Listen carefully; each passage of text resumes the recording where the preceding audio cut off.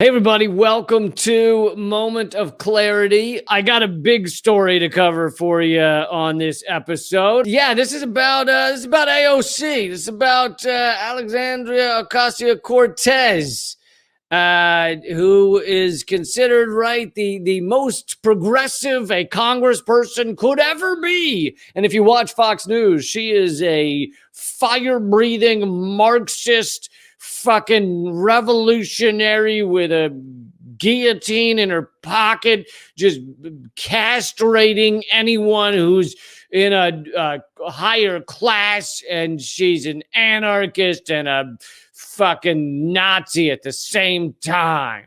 That's what Tucker Carlson will tell you. So how could it not be true?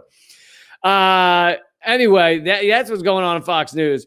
But she has just done a relatively long form, I think maybe for her, interview with the DSA's main magazine. DSA is the Democratic Socialists of America, and she proudly says she's one of them, a DSA member. And there's a great article in the World Socialist website tearing apart this interview, and I'm going to tear apart part of it. But the part I'm not going to get into, which if you don't know much about DSA, I'm not saying everything they've ever done is bad, but if you read the history, which is in the article in the World Socialist website, besides the interview with Ocasio Cortez, it also gets into the history of DSA, which I'll put that article in the comment section. But you can learn about the history of DSA, which it seems is largely, and I didn't know this until recently, but it's been largely used to kind of funnel people who are left of the Democratic Party, which is a lot of people, right? I mean, only 30% of America considers themselves Democrats. More people than consider themselves independents. Over 50% of America considers themselves independents, not part of the two corporate parties. That is where we stand now. And so the DSA has served over the past many decades to basically funnel people who view themselves as left of the Democratic Party into the Democratic Party. Basically, oh, silly you think that there's anything left of Democrat. Here's an idea. You could be a part of this thing called DSA and go and support the Democrats. Here you go. Go support the establishment Democrats. And again, that doesn't mean everything DSA has ever done. Like, they have protests and things that can be that can be useful. So I'm not saying, you might say, well, they helped do this one thing. It's like, yeah, that's kind of how that works. You do these things to make them seem legit, and then you use it to funnel everybody into the Democratic Party. But besides that, I don't want to get into the history of the DSA. That's not really what this episode is about. I just want to read part of Ocasio Cortez's interview and go through it and what it means and what seems so interesting and odd about it, and kind of scary. And I would like to make it clear, I'm not one of these people that's like, oh, well, Ocasio Cortez needs to be hanged from the highest lamppost or whatever. Like, if she does something positive, then I'll support the positive thing she did. If she were to actually stand up for Medicare for all, besides a tweet every once in a while, then I would support that action, that individual action, because I believe we can be torn apart and we have a lot of power when we unite. But that does not mean uniting with people who are fucking telling you to support corporate garbage Democrats. That is not uniting. That is standing up for something that is disgusting and abhorrent. It is standing up for the ruling elite, for the oligarchs, for the upper class in this ridiculous, revolting class structure. That's what that is. So, yes, if something positive is done, then I'll say that thing that was positive is good. But I'm not going to support somebody who, in their larger sense, is fucking funneling everybody into a corporate garbage party. So let's get a little into this interview in her own words. By the way, if anybody donates on the super chat, all those donations will go to those in need. And if you're watching this later, it's not live, then you can't donate on the super chat, but you can donate at Venmo. It's at Lee Camp. All of those donations will go to those in need, and I get more into the details of that on the Sunday live stream, Sunday night live stream. So. And if you are someone in need, you can email commoncensored@protonmail.com and ask to be the recipient of those donations. It's kind of like a mutual aid system between me and you and those of you out there who are struggling, and those of you you out there that have a few extra nickels to rub together. So, all right. Here is part of Ocasio-Cortez's interview. The guy is asking her about, the work to be done and actions and everything. And she says there's a lot of work that we can do outside of electoralism. But there is critical electoral work to be done as well. I think, this is Ocasio-Cortez, I think the strategy of supporting candidates when that strategy is very calculated, focused, precise, when we aren't casting our net too wide beyond the capacities of any given local organization, is extremely effective. Now think about that. Why did she feel the need to give all of those reasons that you probably shouldn't support certain candidates? Why did she feel the need to give fucking 17 adjectives about what a candidate is allowed to be supported by her and her machine? And maybe also the Democratic machine, because they don't want true socialists running as Democrats, and they're not going to support true socialists as Democrats. They're not going to support the Bernie Sanders. They're not going to support they didn't support Ocasio-Cortez when she ran, but they're not going to support Cori Bush, who's another one who got in, but. Very telling, Ocasio-Cortez supported Cori Bush the first time she ran. She lost. Then, as Ocasio-Cortez was slowly captured by the Democratic establishment, she didn't support Cori Bush any longer. She apparently did not go out and campaign for her in her last run, which Cori Bush has now won and is now in Congress. So AOC is either it's a strategy or she has slowly been captured by the Democratic machine, slowly meaning over the span of a year. I don't mean that slowly, rather quickly when you really look at things. But to go back to what it is she's saying here in kind of code, which, by the way, this is incredibly political of her, right? To use all of this phrasing and everything, all of this kind of code words to say, don't support candidates who are outside the mainstream, who are outside the allowable corporate fucking box of what we will put into Congress. Those are the people that we can support. This is her. I'm impersonating poorly. Those are the people we can support. Are those who are inside the corporate umbrella, the corporate two-party, she's saying Democrat umbrella. So when she says, I think the strategy of supporting candidates, and by the way, why say the strategy of supporting candidates? How about just if somebody stands for real shit and really wants to create change and really wants to do all the things that are important to people in America that fucking are getting 50% of polls out there, the things like giving everybody health care, like $15 minimum wage, like fucking standing up against the ruling elite that is gutting and destroying and exploiting everybody in their goddamn mind.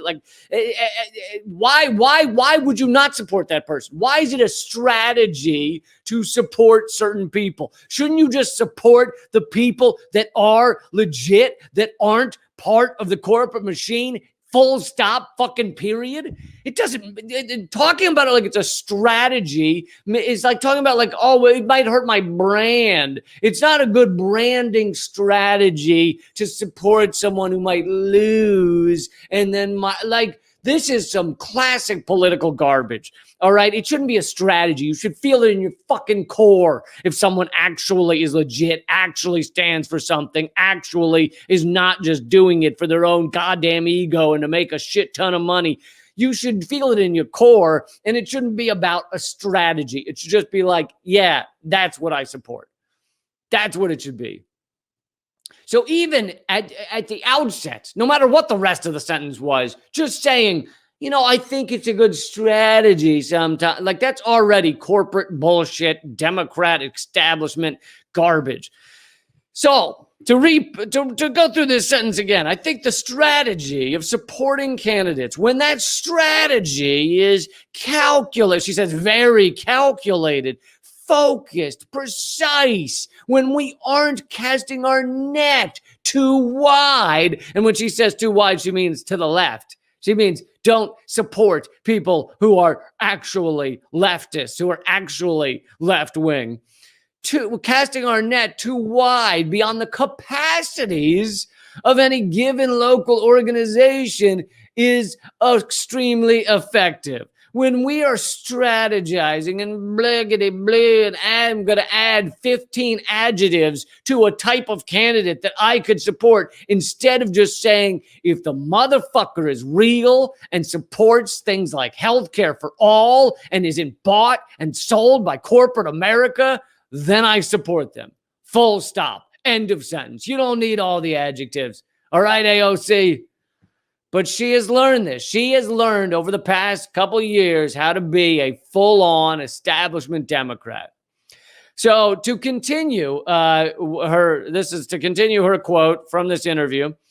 And by the way, what she's about to get into is primary challenges. And primary challenges is part of the reason she was somewhat threatening in her first year in office, somewhat threatening to the Democratic establishment, because she has a lot of power. She's got 10 million Twitter followers. She's the best known Democrat outside of maybe Chuck Schumer and Nancy Pelosi. She's got a lot of power. And if she supports someone primarying a Democrat, then that person has a damn good shot of winning. And they get a lot of money funneling into them.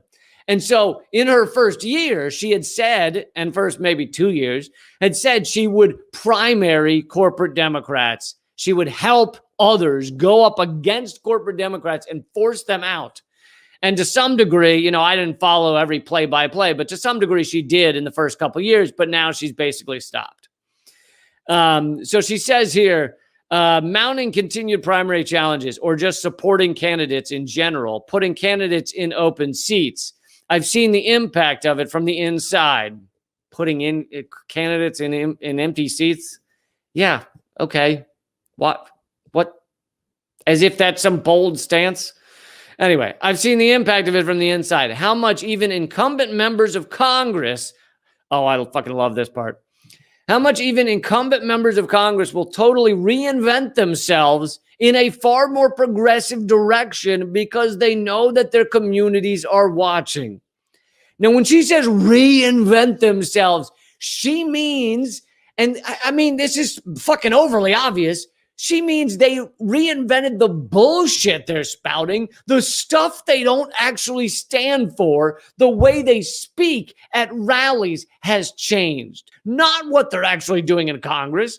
We know that. Please point to someone in Congress who has just completely changed. They were a corporate Democrat, and now they're a fucking leftist. Please point to one. I bet you goddamn can't. You can point to many that have been captured and pulled the other way, right? But I don't think you can point to one that actually has been, for years, for 30 years, he was a corporate stooge. And then he saw a little pressure in his community from a primary. And now he's doing great work. He cares about a whole different list of things. Bullshit. All right. So she's honestly, like, that sentence is saying, I've seen the impact. I've seen how much primarying a Democrat, an incumbent member, can make them change their lies so that they lie about other things. Okay. What's that do for fucking me? Like, what's that do for average Americans? Shit all. Them changing their campaign speeches, just like Biden did, right? Just like Hillary did, They all of a sudden, Biden cared about climate change, supported $15 minimum wage, mentioned getting rid of student loan debt. All these things Biden was doing during his campaign. Did it change him? Did it really change him? Fuck no. He knew that the only way to get elected was to bring a certain percentage of Bernie voters over to him. And so he started spouting that garbage that he knew wasn't true. Caring about black people, right? That's what Joe Biden does. What the other article criticizing this got deep into is that this type of garbage that she's saying is proof that she is now like the representative of defending the establishment Democrats. That is what she's become, is the front and center person, at least for, people under 50 who don't like Nancy Pelosi or some shit. She has become the main so-called progressive defender of the Democratic establishment. Some on the left have, so this is the interviewer, by the way. Some at the left have looked at Biden's record and his differences with the Bernie wing of the camp of the party, and they conclude, by the way, Bernie wing of the party. You mean the fucking two people that sound anything like? I love that. Like there's a wing of the party. No, they've purged 98% of anyone that would stand for actual real progressive ideals. Anyway, some on the left have looked at Biden's record and his differences from the Bernie wing of the party, and they conclude that no progress is going to come out of the Biden administration. What's your view?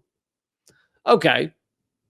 That's completely true, right? Biden so far, and I've gone through this a million times, so I don't need to do it all here again, but Biden so far he's deported tens of thousands of immigrants. There's obviously this crisis on the border with fucking tens of thousands of children in essentially cages, although now they call them pods or facilities. He's continued our wars endlessly. He actually stopped the troop withdrawal from Afghanistan and other areas like Germany. So meaning he kept American troops out there, making him more warlike than Donald Trump. He has bombed Syria. Anyway, you get the point. This is not a fucking wonderful leftist who is president right now. So here's her response to the idea that no real change is coming from the Biden administration. She goes, well, I think it's a really privileged critique. Oh, really? You don't think it's privileged to actually think that things are better? Anyway, I'll give her a couple of words before I start tearing it apart again. AOC goes, we're going to have to focus on solidarity with one another, developing our senses for good faith critique and bad faith critique. Okay, now, first of all, solidarity, as I said at the beginning of this whole thing, is great and important when you are using it to create change. But solidarity, when it is used to stop change, when it is used to say, hey, support Biden, be a Biden person while he continues our wars overseas, while he continues to crush places like Venezuela with economic war, while he continues to deport tens of thousands of immigrants, while he continues to let corporate America run goddamn wild, while he continues to allow people to go bankrupt and have their lives destroyed by health care, while he continues all of that, support him. Solidarity. You see, solidarity can go both ways. It can be used to support a garbage administration, or it can be used as we all get together and demand a real change. It can be used for either of those. She, AOC, right here in this quote, is saying we need solidarity in supporting the corporate, mainstream, bullshit, Wall Street, fucking weapons contractor, garbage, dumpster fire president. We need solidarity in that. Do ya? Do ya? All right, to continue. She talks about good faith and bad faith critiques.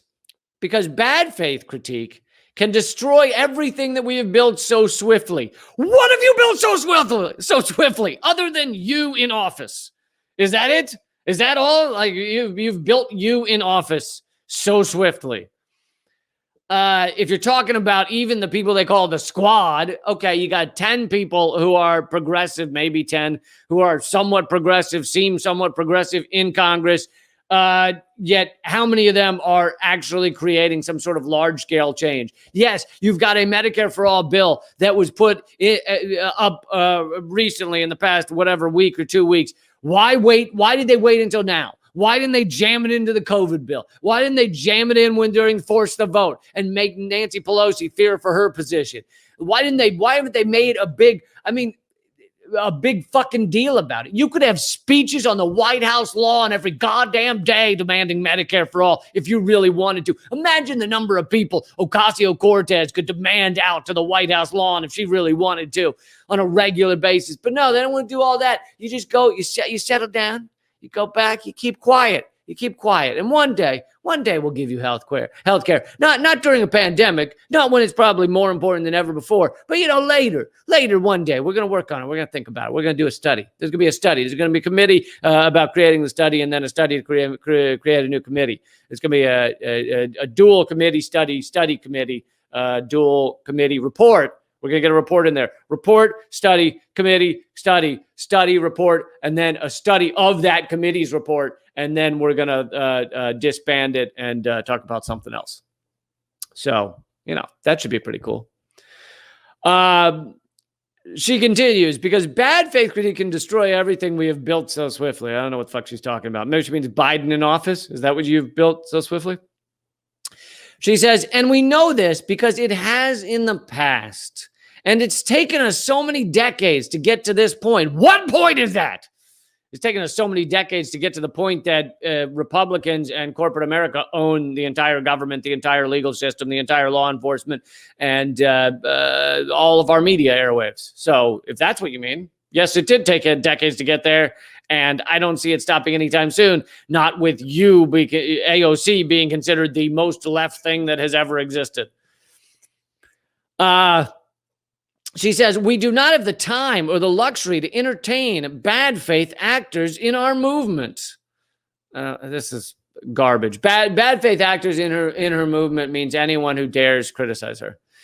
But also we have to value our solidarity with one another in supporting Joe Biden and endless war. For anyone who brings, we have to value our solidarity with one another. For anyone who brings that up, we really have to ask ourselves, and by that she means brings up a criticism of Biden. Like literally, that she's referring to the question the guy asked. For anyone who brings up a criticism of Joe Biden, we really have to ask ourselves, what is the message that you're sending to your, I'm not kidding, this is the quote. Anyone who brings up a criticism of whether Biden will be the same, what is the message you are sending to your black and brown and undocumented members of your community, to your friends, when you say nothing has changed? What? Are you fucking serious? Go talk to the fucking immigrants that are still being deported. Go talk to the tens of thousands of immigrants that have already been deported under Joe Biden. Are they not black and brown people? Ask them what they think of how much has changed. Huh? Ask the people across this country that are facing just gut-wrenching rent that is caving down around them because they haven't had a job in a year since this goddamn pandemic started. Whereas other countries, they've managed to keep almost everybody employed or getting paid the same because the fucking rescue plans gave the companies enough money and said, this is to pay your employees, don't fire them. If you don't fire them, we'll give you this money to continue paying them. Other countries, in several other countries, employees have gotten 80% of what they had before the pandemic, even if they're not at work. I mean, there's so many. And those who she's speaking about who think that things have changed, that just means they bought into the garbage. That just means they bought into the endless propaganda across all our corporate airwaves. So you're telling me that's the people you like, just because they bought into that garbage, that who you should ask, who you should discuss it with? How about you should try and educate them as to why CNN is wrong, as to why Fox News is wrong, as to why MSNBC is wrong. How about that, rather than just go to them and say, hey, you think everything's changed since Trump got out of office? All right, great. I guess I was wrong then. And then she gets in, I love this part. She gets into a semantic argument while continually saying it's not a semantic argument.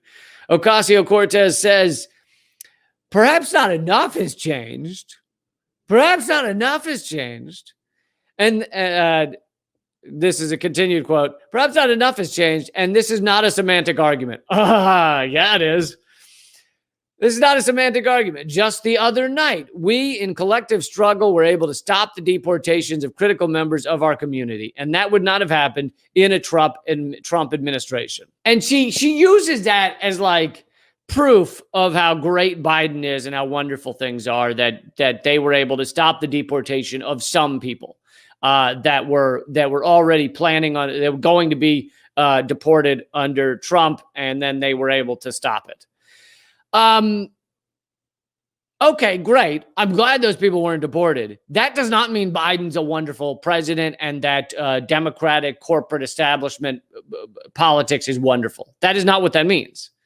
That would be like saying, that would be like if you were at a concentration camp during the Holocaust and they switched the guards and the new higher up at the concentration camp killed only 95% of the Jews. And you go, hey, this is great what we have going here. You're telling me that you go tell the 5% that are still alive that you think nothing has changed. You go tell the 5% that we were able to save that this isn't much better now. It's like, yeah, it might be better for a few people. That doesn't mean it's fucking something you should support. It doesn't mean you should run around with a flag. Look how great things are. Look at this 5% we saved. Fucking no. All right. Jesus Christ, man. But that's exactly what she's saying. She's saying support the guy who created the bill, the legislation that has locked up more people of color than anything ever. Even more than slavery, because right now there are more black people in prison than there were slaves during slavery times. So in America, he created the legislation and helped force through and convinced Bill Clinton to force through, not that Clinton was a good guy and needed convincing, but force through the legislation that locked up more people of color than anything in this country's history. And we've seen a fucking stratospheric rise in incarceration of minority communities. And that's the guy. And he's president now. And she's saying, let's talk about how awesome he is. Let's celebrate him. Let's wear a poster across our chest that says, Biden's my guy. Yeah, Biden. Again, fucking no.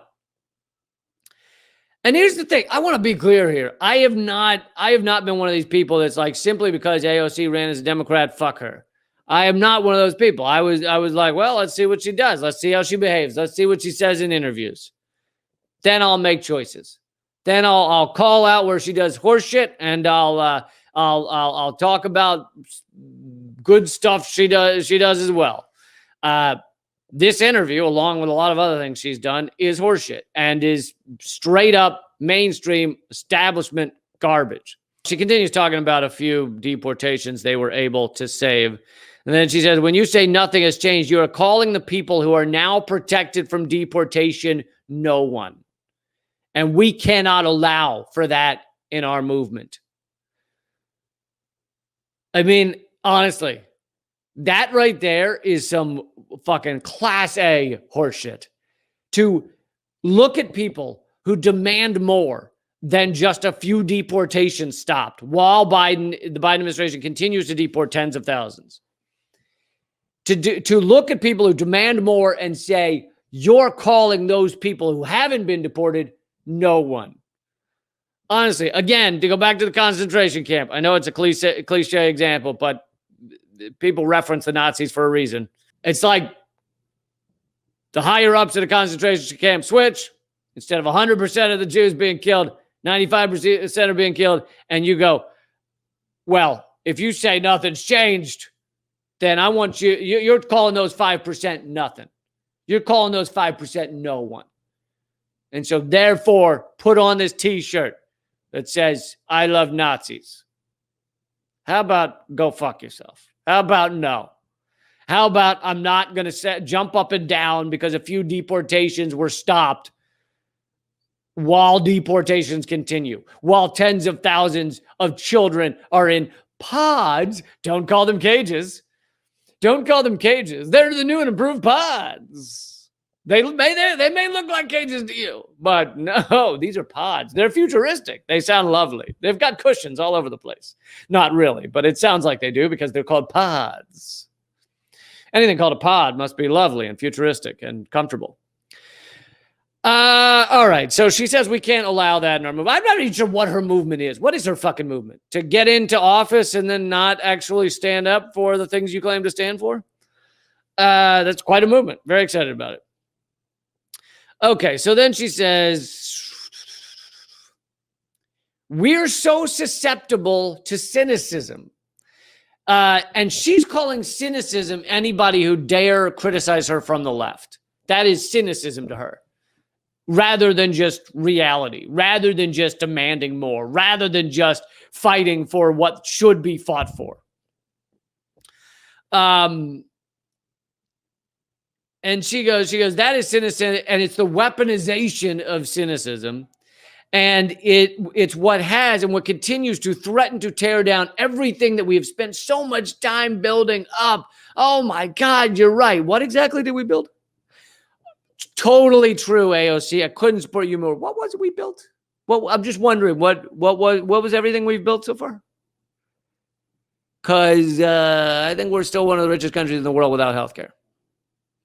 I think we are watching our infrastructure collapse, and Wall Street is running wild while people make less than ever before. And in fact, $50 trillion of wealth has been shifted from the bottom 90% to the top 1% over just the past 40 years. Is that what you were referring to being built? Because that's what's happening. That's what we're in the middle of. That's what we fucking spend our day to day in. So I don't know what the fuck you think you built, except maybe a 10 million Twitter following. Is that the big deal? Is that what we're celebrating? And she then concludes this with, she talks about weaponization of cynicism that's tearing down everything we built. And then she goes, we're allowed to win too, by the way. And then the interviewer writes that she laughs at the end. We're allowed to win too. All I can gather from that is she's saying, drop your ideals, get in line, and then we can win races. We can win campaigns as long as we don't support real change. So stop being critical, stop being a cynic, and get in line with just acting like tiny nothing change is real change. What's the other thing I wanted to... It was one other part I wanted to read. I mean, this interviewer largely asks, pretty fawning kind of easy questions to deal with. This might be the closest he comes to asking something that's a little tougher. So or it might be a she, actually. I think the interviewer is a he. He says, one of the exciting things about your early days in Congress was your willingness to break from convention. And this is very true. Like when you blew the lid on the freshman orientation that was crawling with corporate lobbyists. Those early moments actually showed that AOC was not your normal bullshit to get elected and then just be a fawning corporate Democrat. These were the things where people were like, see, she is fucking real. Wow, she is real. She's calling out the Democrats on surrounding her with corporate lobbyists during the orientation. So he continues the question. Willingness to break from convention, like you blew the lid on the orientation with corporate lobbyists, or when you appeared at the Sunrise Movement sit-in in Pelosi's office. Has your strategy shifted at all from those days? And by the way, that was another one, which I'm not going to get into whether the Sunrise Movement has achieved much, but the fact that she was willing to be involved in any protest that's at Nancy Pelosi's door in her office was pretty fucking incredible, in my opinion, because as we know, these lawmakers, they get in, and even if they had said, yeah, I'm going to upend everything, I'm going to tear everything apart, I'm going to fucking stand up to those swamp creatures, even if they do that, they tend to get in and go, oh, well, actually, you're my friend now. You're my bestie. I'm Nancy Pelosi's mama bear. Ironically, that's where AOC is now, right? Nancy Pelosi's mama bear. How about that for a change? You go from protesting in Nancy Pelosi's office on your first day to calling her mama bear and voting for her to be Speaker of the House. That's quite a shift. And that shows how AOC has been captured by this system. And it's, it's fucking upsetting. I can't say that I didn't think it would happen. But so this guy asked this question, which you'd think AOC needs to be like, oh, fuck, you're right. I don't do that anymore. I don't protest Congress. I don't stand up to them. I know she's not going to say these things, but I'm saying, that's the truth. So he says, has your strategy shifted at all from those days? She says, I don't think so. I do think that, and of course it has, because she would never in a million fucking years be at another protest in Nancy Pelosi's office. She might tweet something that says Nancy Pelosi needs to do this or that. I don't know if she's even done that recently, but she's certainly not showing up at a fucking protest. She says, I don't think so. I do think that the pandemic has complicated. Oh, yeah, it was the pandemic. Has complicated those things a little bit. Right. She was not showing up to protest for a year or two before the pandemic. Okay. It is not the pandemic that changed the way that AOC behaves. She says, because a lot of stuff really does happen behind closed doors. All right. So she gets into bullshit about the pandemic. One thing I do think that has changed is that I do believe we're getting more sophisticated. So apparently actually protesting, actually fighting against these swamp scum that are in Congress, that's not sophisticated. That's not smart. Fuck you. She says, I think about all of our tactics as different tools in a toolbox. And when I first started, I had a hammer. And when you have a hammer, everything's a nail, as they say. And then as you learn about other methods, you can get a wrench and then a screwdriver. And then you're able to add a lot more to your tools. You add the tools of electoralism, supporting other members to join. You have the tools of sunlight. What in the flying fuck? That is the biggest garbage I've ever heard. And it's calling every protester who actually is on the front lines a Neanderthal with a hammer. You're just an idiot with a club. You're not sophisticated. You don't know how power really works. And let's remember that if you look at the large Princeton study that actually analyzed Congress and whether anything happens for Americans that they want, it never, ever happens. It never gets passed through Congress if it doesn't align with corporate interests. If something that Americans want doesn't align with corporate interests, it never happens. Meaning, what she's saying, the more sophisticated tool of electoralism, she's saying that's the real tool. That's the good tool. That's the smart people's tool. That tool has proven to provide nothing for real Americans, for average Americans, for working Americans. Nothing unless it aligns with corporate America. This is not saying nothing ever gets passed, like $1,400 checks. Okay, that's, people who aren't really listening to what I'm saying might go, $1,400 checks. I know that some people don't consider that a lot of money. It's a lot of money to me. And so I got that. There you go. Something for working class Americans got through Congress.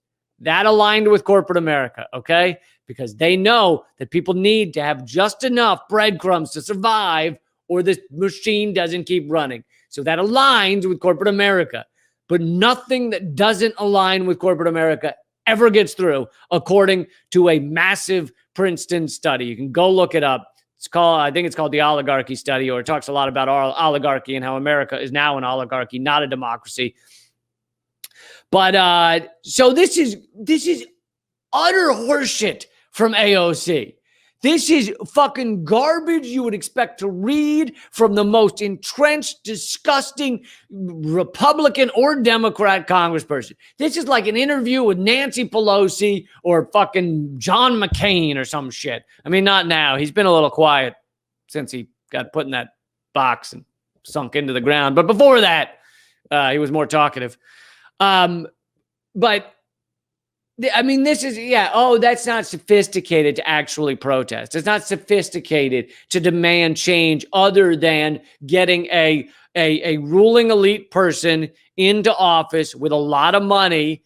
And that's the sophisticated way to behave. That's the elite and successful and academic and intelligent way to behave and create change. Not really, but that's what she's saying. It is so fucking infuriating. And you look at like how she's been captured and what she is now. And it's like, you would never show up to a protest at Nancy Pelosi's doorstep. Instead, you call her Mama Bear. You are running defense for the Biden administration, for corporate America, for Wall Street. And I don't know if she even realizes she's doing it. I mean, maybe. If you want to be truly cynical, she knew all along. And this was part of her plan all along. I'm perhaps not quite that cynical, and I believe that she probably somewhat thought she'd create some change and now thinks that, I'm in the office. I'm basically running for president for the next 10 years until I actually get in there. And so I need to go along with the Democratic establishment and not really ruffle feathers.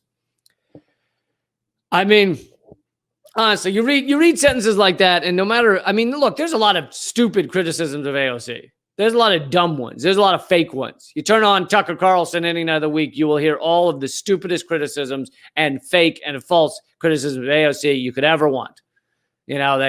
She's a crazy maniac Marxist who wants to burn everything down. But the truth is, these are the legit criticisms that she has been captured by this corporate establishment, as most of them are. Maybe there's some new one or two new ones that might not be, but who knows? And I'll be honest, I don't spend my day looking at every vote that every congressperson makes, because I don't feel that's where real change happens. I'm not saying nothing can ever happen in Congress, but it's so fucking slim that you should spend maybe 5% of your thought process about creating change concerning yourself with Congress at all, or the presidency.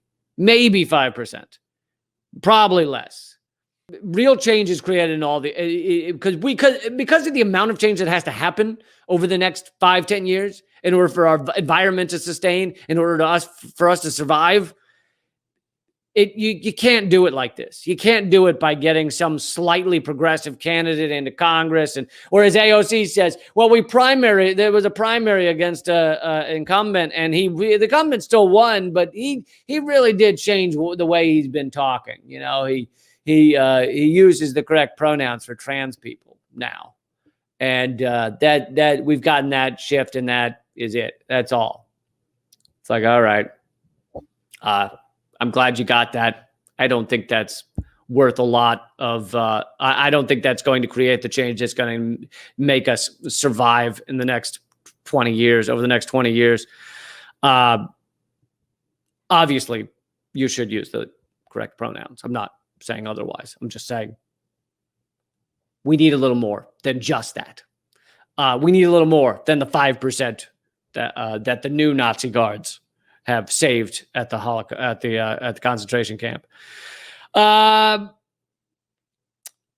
wanted to show you one other thing here, unrelated, but you can check out that article for yourself. The criticism of it is in the World Socialist website, but the initial article, her initial interview, is at democraticleft.dsausa.org. But as I said, the DSA, I'm not saying they've never done anything positive, but they're largely sheepdogs to herd everybody into the Democratic Party. They talk more about socialism, use the word socialism more, talk more about leftism maybe, but then they go, and vote for Biden. And here's Biden. Yay. That's what they do. So If you're excited about that, then I guess you're a different person than I am.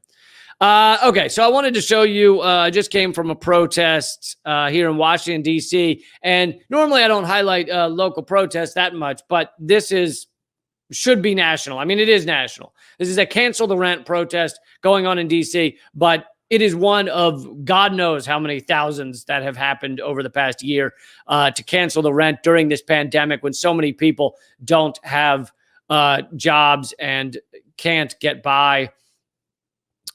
So I just have a couple of photos here from the protest.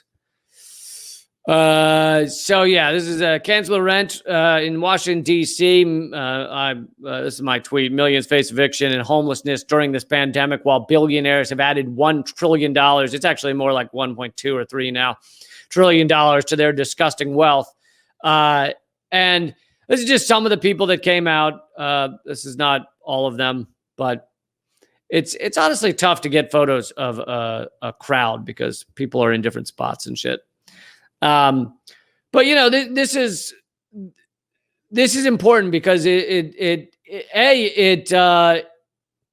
these apartment buildings, these specific ones that they're in front of, don't like to see that people are protesting. They're not used to being protested against. And so it can create change within that apartment building. You know, 100, 200, 300 people may not seem like many, but when it's against an apartment building that's never had a protest against them in their history, they're like, oh, fuck, this is going to hurt our ability to lease out new apartments. This is going to hurt our ability to function. And so it actually can have an impact for that individual apartment building. Beyond that, we need to see these going on around the country. We need to pressure every politician at any level to cancel the rent because they don't just owe a month of rent. There's been a moratorium. People owe tens of thousands of dollars and they don't have the amount of money for 1 month of rent. How are they going to pay for a fucking year when the moratorium is lifted? It's totally ridiculous. And we need this rent canceled because landlords are not suffering right now. I'm sorry, they're really not. And these should be going viral. These type of protests should be going viral around the country. But of course, Twitter and YouTube and stuff are doing their job suppressing content about it. But look it up. Look up a cancel the rent protest in your area. Talk about it. Share with your friends. It is, again, talk about uniting and solidarity. This is the type of thing that can unite a lot of people. You could be left wing, right wing. It doesn't fucking matter. A lot of people are standing up for canceling the rent. So please share that campaign. I'm going to wrap up here. But like I said, all of the donations today are going to those in need, those who are struggling. And if you are one of those people in need, you can email commoncensored@protonmail.com. We try and help out people with, we're not talking thousands of dollars. We try and give $100 maybe to each person. But it depends on how much comes in and things like that. If you're watching this later, you can also shoot it to Venmo @LeeCamp is my name on Venmo @LeeCamp. And what else? Check out my podcast, Common Censored, Government Secrets, Moment of Clarity. Those are my 3 podcasts. I will see you next time. I do these every single weekday, except sometimes. All right. Keep fighting.